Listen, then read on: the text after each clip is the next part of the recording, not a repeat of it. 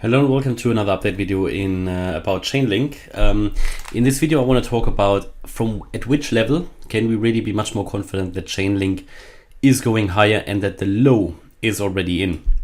Because what Chainlink did so far, it obviously came all the way down here. Since when I started to cover Chainlink and we defined that target area down here, that was back in November. Since then it came down in an ABC pattern and it reached the target area, even though it only touched it very, very slightly here on the 24th of February.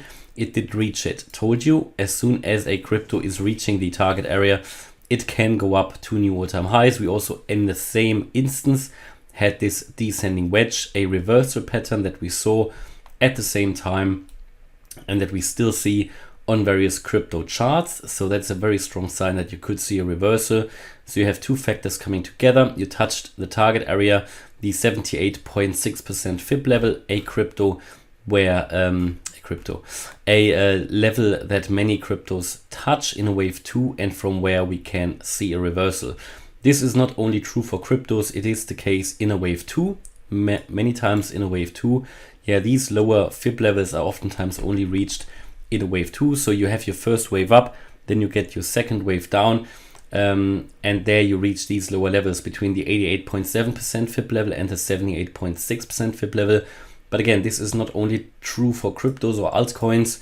You can see it also in the stock market. Yeah, various stocks at the moment that are in their wave 2 or have completed already their wave 2. For example, GameStop, AMC. Yeah, on my gold for gold members, I share stocks and shares analysis as well, Elliott wave analysis, and AMC was in a wave 2 as well. Very similar chart to crypto chart at the moment, to what the altcoins are doing.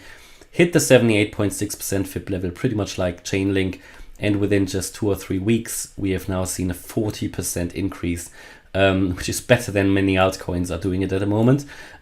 So, you know, just for info, this is not only what cryptos are doing, also stocks and shares are doing it, assets are doing it, when there is not yet too much market cap and when they are still very new and they have to build a structure first. Yeah, a structure that will be there for future all-time highs, and Chainlink has done that. Chainlink came into the target area.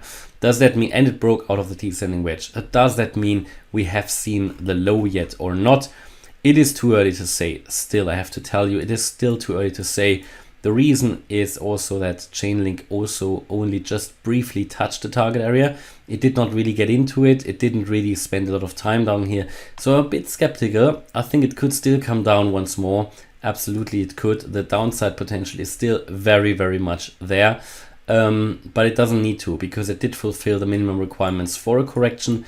And, you know, for silver and gold channel members who can see the buy and sell orders, you know that I bought down here. That was the last buy order that triggered here for Chainlink, around $11.70 or something. So very, very much at the low. And since then, we have now seen that pretty much a 50% increase. Yeah. So that's all working out. But from which level can we really be much more confident that Chainlink will continue to go up and that Chainlink actually has seen the low already? Well, unfortunately, this will not be the case until we break above that wave B here at around $29 US, a little bit lower, 28.80. So basically here, that wave B, you came down in a wave A, B, C, and this wave B needs to be broken to the upside, and then there won't be much more downside potential. Then we should really see that break to the upside. So it's always a trade-off between, you know, do you want to give up on profit and wait until you break that level, or do you go in now? Do you buy in the target area and have a, you know, risk basically that the price could still come down once more lower? And that's, you know, a decision everybody needs to make for themselves. I personally bought down here in this region, and I'm very happy with that decision, because my view was that in this region many altcoins are going to complete their correction, and we can then at any point really start to go up, and that is pretty much what we are seeing now. Even though, as I said, there is no confirmation yet that we have already seen the low, but there are signs. You know, we made that descending wedge, which was good, broke out of it, broke above the 20-day moving average, have a W pattern, which is a bit of a reversal pattern at the same time. So you make that low, you come higher, you make a higher low, and then you go up.